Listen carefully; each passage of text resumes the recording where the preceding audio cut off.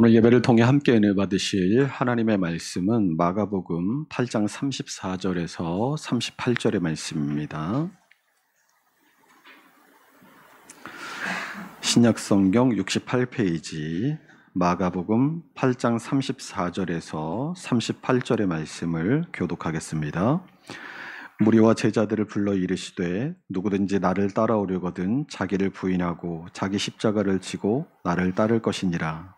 누구든지 자기 목숨을 구원하고자 하면 잃을 것이요 누구든지 나와 복음을 위하여 자기 목숨을 잃으면 구원하리라. 사람이 만일 온 천하를 얻고도 자기 목숨을 잃으면 무엇이 유익하리요?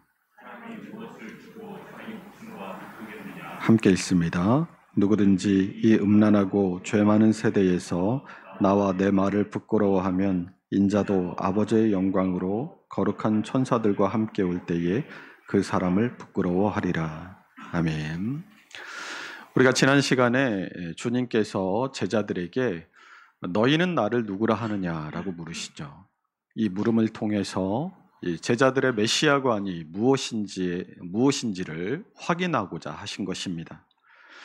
주님은 이 마가복음 10장 45절의 말씀을 통해 인자가 온 것은 섬김을 받으려 함이 아니라 도리어 섬기려 하고 자기 목숨을 많은 사람의 대속물로 주려 함이니라 라고 말씀하신 바와 같이 섬김과 희생의 주, 또 고난받으시는 메시아로 이 땅에 오셨습니다. 그러나 유대인들과 제자들은 경제적인 능력과 군사적인 힘을 가진 다윗 왕과 같은 메시아를 기다려왔던 것이죠. 예수님의 고난 예고에 대해서 베드로가 주님을 붙들고 항변합니다. 그러자 주님은 사탄아 내 뒤로 물러가라. 내가 하나님의 일을 생각하지 아니하고 도리어 사람의 일을 생각하는도다 라고 꾸짖으십니다. 예수님께서 베드로를 향해서 사탄이라고 꾸짖으신 것은 하나님의 뜻이 아닌 이 사람의 일로 대표되는 이 세상의 뜻, 자기의 소견을 앞세우면 언제든 우리도 사탄이 될 수 있음을 경계하신 것입니다. 그리고 34절의 말씀을 통해서 무리와 제자들을 향해 누구든지 나를 따라오려거든 자기를 부인하고 자기 십자가를 지고 나를 따를 것이니라 라고 말씀하십니다. 이 말씀을 통해서 주님의 사명은 고난당하시고 우리의 죄를 대신 지시고 십자가에 죽으셨다가 부활하심으로 하나님의 구원의 계획을 성취하시는 것임을 확인해 주십니다. 또한 이 주님을 따르는 자의 사명 역시도 세상적인 부와 명예와 성공에 있는 것이 아니라 주님이 가신 고난의 길, 섬김의 길, 희생의 길을 따라가는 것임을 분명히 하십니다. 오늘 이 말씀을 누구에게 하셨다고요? 34절 상반절 보세요. 누구에게요? 무리와 제자들이라고 밝혀주고 있습니다. 성경에서 이 무리라는 말이 사용될 때는 이 불특정 다수의 군중을 의미합니다. 이 무리라는 말의 의미처럼 이 무리 안에는 특정할 수 없는 다양하고 많은 사람들이 섞여 있습니다. 성별, 나이, 빈부의 귀천을 가릴 것 없는 다양한 사람들이 예수님을 따라다녔습니다. 큰 울타리로 말한다면 이 제자들 역시 이 무리 안에 포함될 수 있을 것입니다. 하지만 오늘 본문뿐만 아니라 성경에서는 무리와 제자를 항상 구분해서 사용하고 있습니다. 그 이유는 이 무리와 제자의 목적, 그 지향점이 다르기 때문입니다. 무리는 다양한 사람들이 그 안에 섞여 있지만 자신의 욕구를 충족시키기 위해 움직인다. 자신의 욕구를 채우기 위해 주님을 따른다라는 특징이 있습니다. 이들은 예수님은 이 무리를 항상 불쌍히 여겨서 병도 고쳐주시고 귀신도 쫓아주시고 먹을 것도 주시지만 항상 이들의 관심사는 자기 욕구의 충족에 있었습니다. 그러나 제자는 나의 생각, 나의 뜻을 버리고 주님의 뜻을 앞세우며 살아가는 사람들이 성경이 말씀하는 제자입니다. 오병이어의 사건을 보면 무리는 자신들의 배고픔의 욕구가 충족되자 그 욕구를 계속해서 충족시키기 위해서 예수님을 그 자리에서 붙들어 억지로 임금 삼으려 했습니다. 요한복음 6장 15절 말씀입니다.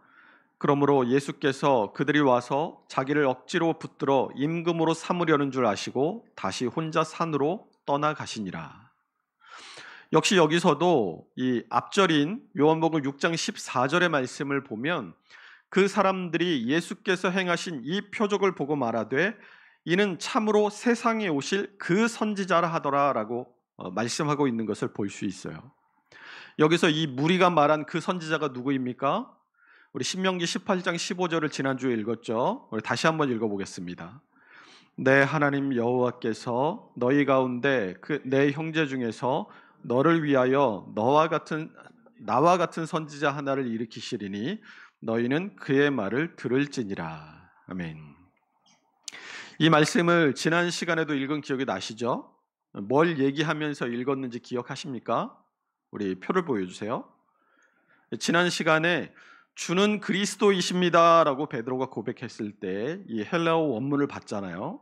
그리고 거기서 베드로가 말한 이 크리스토스가 그냥 크리스토스가 아니라 정관사 더의 뜻을 가진 호를 앞에다 붙여서 호 크리스토스, 그 구원자라고 신명기 18장 15절을 염두에 두고 한 고백이었다라고 말씀을 드렸습니다. 그러니까 지금 이 무리가 말한 그 선지자와 베드로가 고백한 호 크리스토스, 그 구원자가 뭐라는 거예요? 같은 사람이라는 거예요. 이 말은 베드로의 이해와 무리의 이해가 전혀 다르지 않음을 보여주는 것입니다. 무리는 그 특징을 말씀드린 대로 자기 욕구의 충족이라는 욕망에 따라서 움직입니다.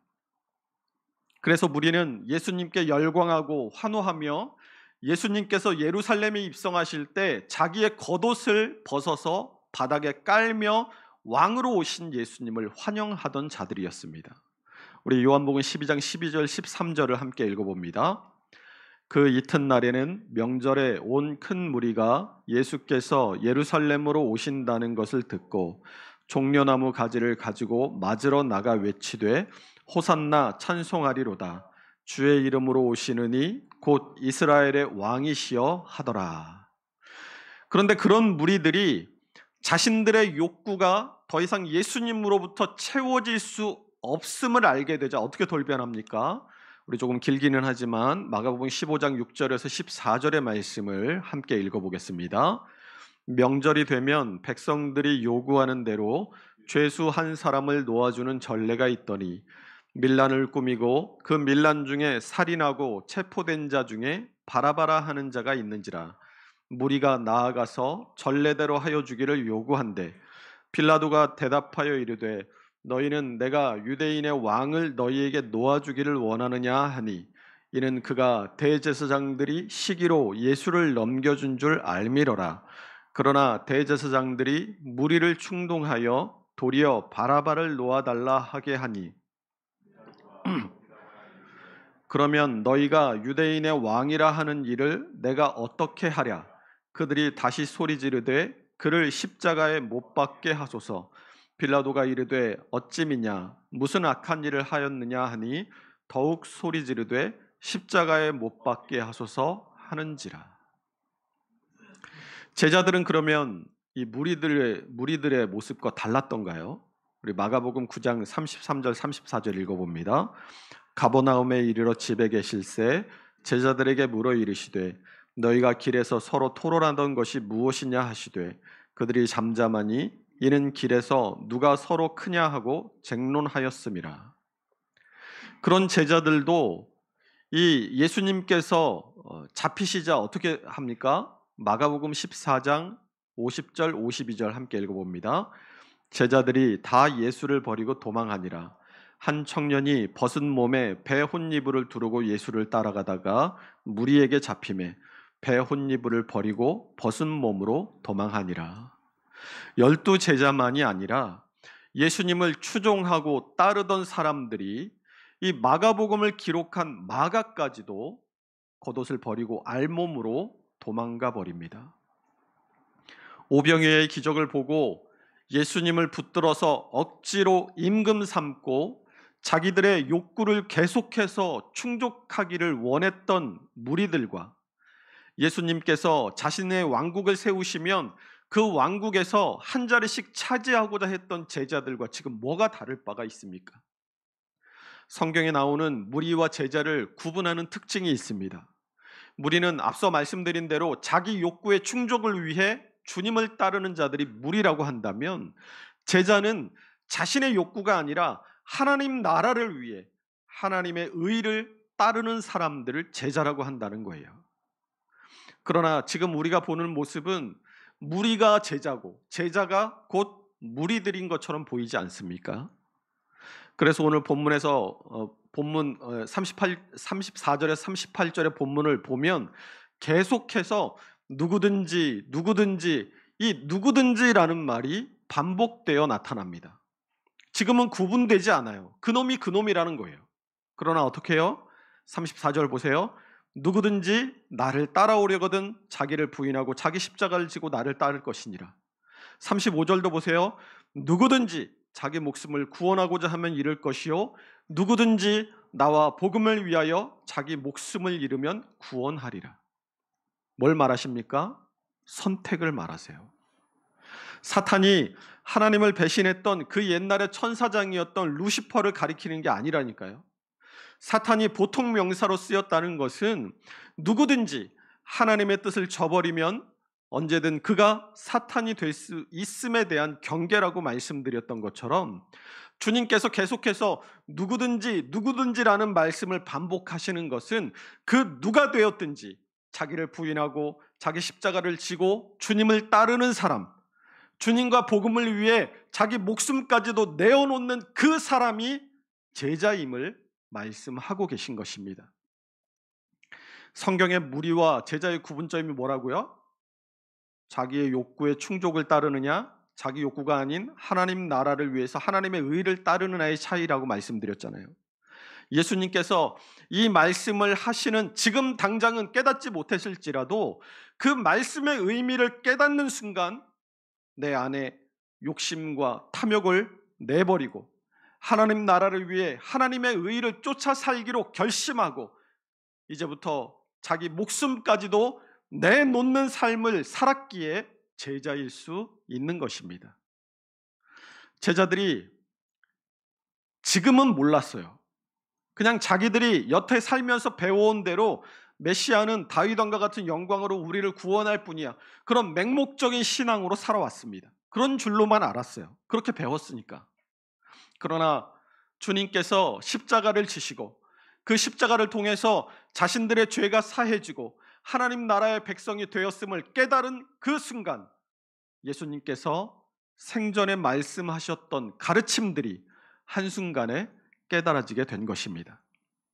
그것을 깨달은 사람들이 제자로서 살았어요. 자기의 목숨까지도 아끼지 않고 주님을 위해 살다가 사도 요한을 제외한 모든 제자들이 순교함으로써 주님의 말씀이 진리임을 증명해냈습니다. 그것을 깨닫지 못했던 가룟 유다는 제자가 아닌 무리로 자기의 욕심을 추구하다 결국 그 욕심에 질식해서 스스로 목숨을 끊는 것으로 끝까지 악한 길을 가고 말았습니다. 36절 보세요. 사람이 만일 온 천하를 얻고도 자기 목숨을 잃으면 무엇이 유익하리요? 라고 말씀하잖아요. 그런데 고작 은 30개를 얻겠다고 주님을 팔아먹었다가 그 양심의 가책을 이기지 못하고 죽어버립니다. 그 결국이 무엇이겠습니까? 멸망이에요. 죽으면 끝일 것 같습니까? 여러분, 죽음은 우리 인생의 끝이 아닙니다. 우리의 영혼은 절대로 소멸되지 않습니다. 성경은 분명하게 죽은 자의 부활에 대해 말씀하고 있어요. 우리 고린도전서 15장 51절에서 54절 함께 읽어봅니다. 보라, 내가 너희에게 비밀을 말하노니 우리가 다 잠잘 것이 아니요 마지막 나팔에 순식간에 호련히 다 변화되리니 나팔 소리가 나매 죽은 자들이 썩지 아니할 것으로 다시 살아나고 우리도 변화되리라. 이 썩을 것이 반드시 이 죽을 것이 죽지 아니함을 입으리로다. 이 썩을 것이 썩지 아니함을 입고 이 죽을 것이 죽지 아니함을 입을 때에는 사망을 삼키고 이기리라고 기록된 말씀이 이루어지리라. 아멘. 성경이 말씀하는 주님의 재림과 부활은 누구든지 주님이 재림하시기 전에 죽으면 그 영혼과 육신이 분리되어서 육신은 흙으로 돌아가고 그 영혼은 그 믿는 바대로 천국과 지옥으로 가게 된다는 거예요. 그러다가 주님의 재림 때가 되면 이 흙으로 돌아가던 육신이 다시 일어나고 천국과 지옥에 있던 영혼이 다시 그 육신과 결합하여 부활체가 됩니다.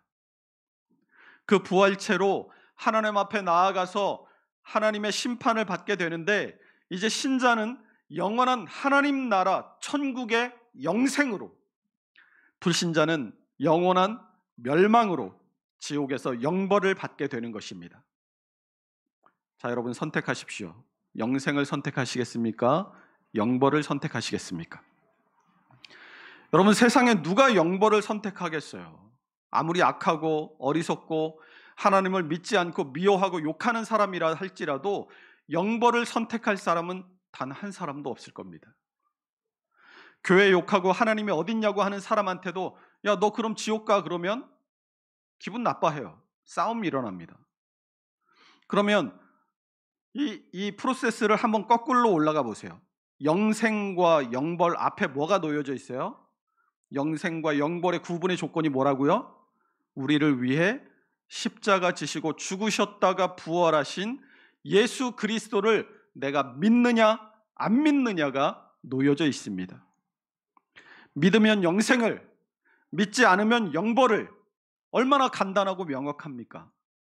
그러면 그냥 믿으면 천국 간다고 했으니까 믿으면 그냥 믿기만 하면 되지. 우리가 왜 이 땅에서 성도로서 그리고 제자로서 주님의 뜻에 따라 살아가야 합니까? 야고보서 2장 26절을 함께 읽어봅니다. 영혼 없는 몸이 죽은 것 같이 행함이 없는 믿음은 죽은 것이니라. 우리가 하나님을 사랑하고 예수님을 믿는다고 하면서 우리의 삶을 통해 그 하나님 사랑과 예수님을 믿는 그 믿음이 드러나지 않는다면 그거 거짓말이라는 거예요. 하나님을 속여보겠다라는 겁니다. 여러분, 하나님 속일 수 있습니까? 불가능해요. 잠언 21장 2절 말씀 함께 읽어봅니다. 사람의 행위가 자기 보기에는 모두 정직하여도 여호와는 마음을 감찰하시니라. 사람의 행위가 자기 보기에는 모두 정직해 보여요.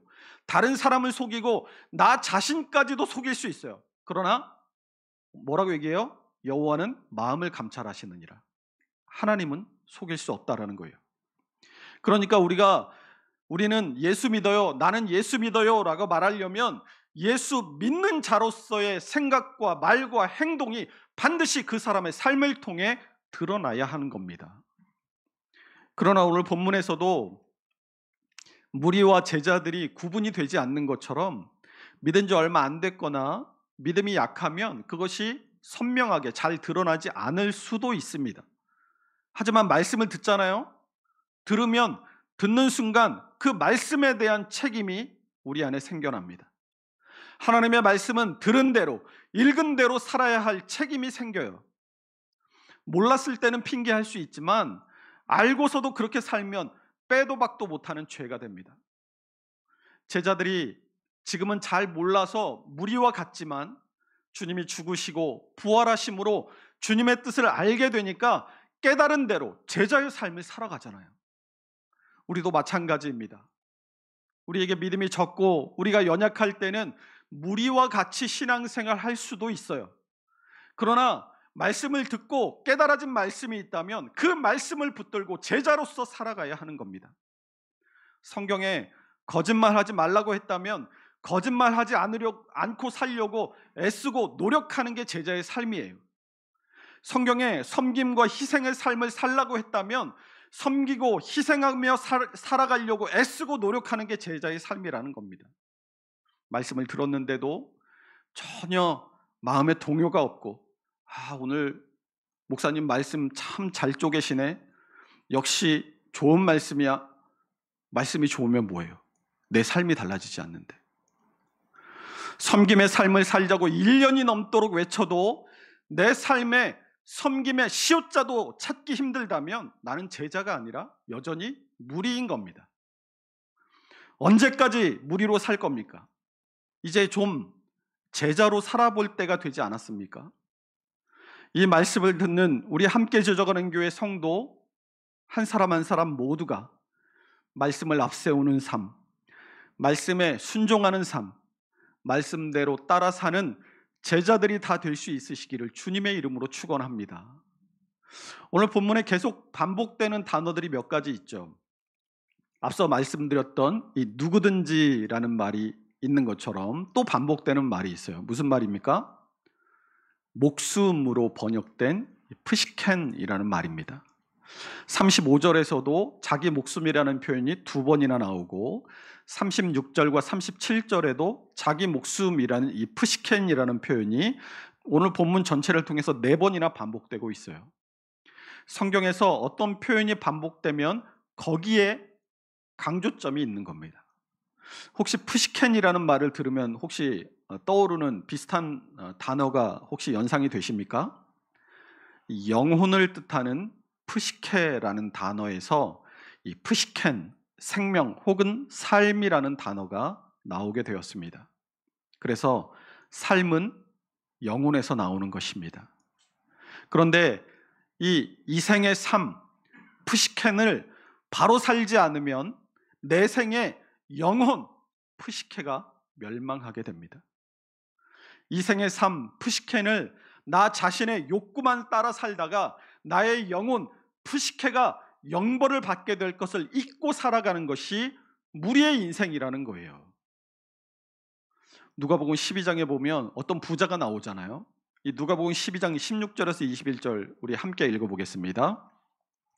또 비유로 그들에게 말하여 이르시되 한 부자가 그 밭에 소출이 풍성하매 심중에 생각하여 이르되 내가 곡식 쌓아둘 곳이 없으니 어찌할까 하고 또 이르되 내가 이렇게 하리라 내 곡간을 헐고 더 크게 짓고 내 모든 곡식과 물건을 거기 쌓아두리라.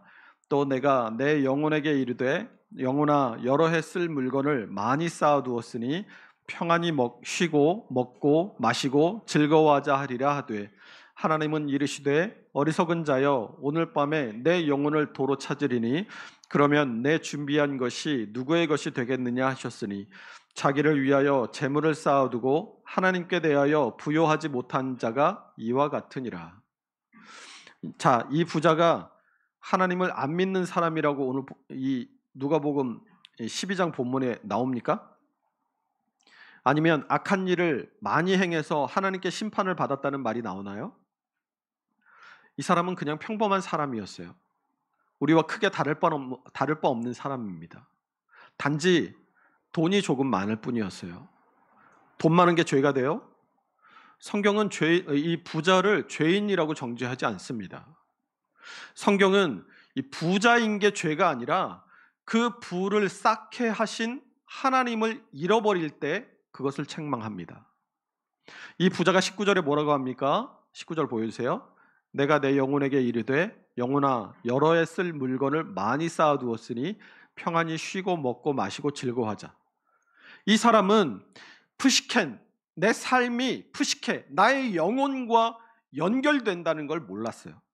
그냥 이 생에서의 삶이 자기 영혼의 결정적인 판정의 기준이 될 줄 몰랐던 것이죠. 그냥 이 생에서의 삶, 프시켄이 편하고 만족스럽고 근심이 없으면 그게 프시케, 영혼의 충족이라고 생각했어요. 그런데 하나님께서 뭐라고 하십니까? 20절도 보여주세요. 어리석은 자여 오늘 밤에 내 영혼을 도로 찾으리니 그러면 내 준비한 것이 누구의 것이 되겠느냐? 그러면서 21절에서 자기를 위하여 재물을 쌓아두고 하나님께 대하여 부여하지 못한 자가 이와 같으니라고 말씀하십니다. 이게 무리의 인생이라는 거예요.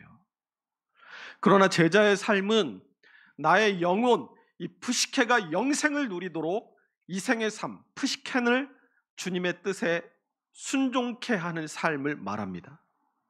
내가 더 누리고 내가 더 가지고 내가 하고 싶은 모든 것들을 다 추구하고 충족시킬 수 있음에도 그것을 절제하는 삶, 그것을 절제함으로 나의 욕망과 나의 욕심을 주님의 뜻에 굴복시키고 주님께서 그렇게 사셨던 것처럼 섬기고 희생하고 하나님의 뜻을 내 뜻에 앞세우고 하나님의 뜻을 묻고 따라 살아가는 삶, 그것이 제자의 삶이라는 거예요. 우리가 영생의 소망으로 제자의 삶을 살아갈 때 그것이 헛된 것이 아님을 믿으시기 바랍니다. 우리 고린도전서 15장 57절에서 58절의 말씀을 읽고 말씀을 마치도록 하겠습니다. 함께 읽습니다. 우리 주 예수 그리스도로 말미암아 없어요? 자, 찾아보겠습니다. 고린도전서 15장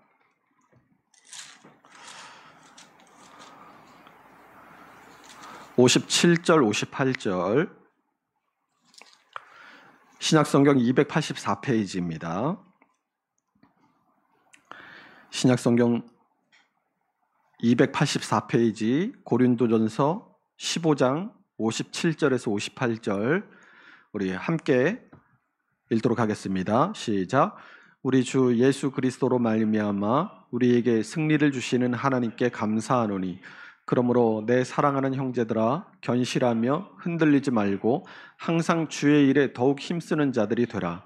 이는 너희의 수고가 주 안에서 헛되지 않은 줄 알미라. 아멘. 이 방금 읽은 고린도전서 5장 57절과 58절 앞에 우리가 아까 읽었던 주님의 재림과 부활 때에 대한 내용이 그 위에 있어요. 그러면 그 주님의 부활과 재림 때의 일을 기억하면서 우리가 어떻게 살아야 하냐는 거예요.